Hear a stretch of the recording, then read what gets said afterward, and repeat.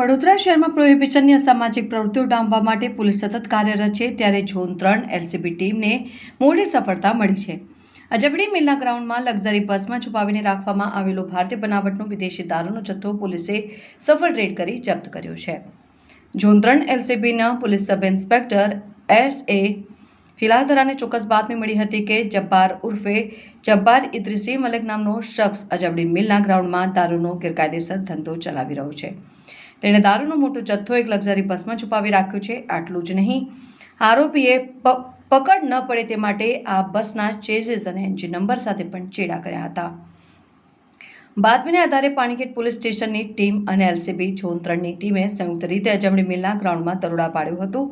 Red દરમિયાન luxury બસની તપાસ કરતા તેમાંથી ભારતીય બનાવટના વિદેશી દારૂની બોટલો અને બિયરના ટીન મળી કુલ 562 નંગ મળી આવ્યા હતા.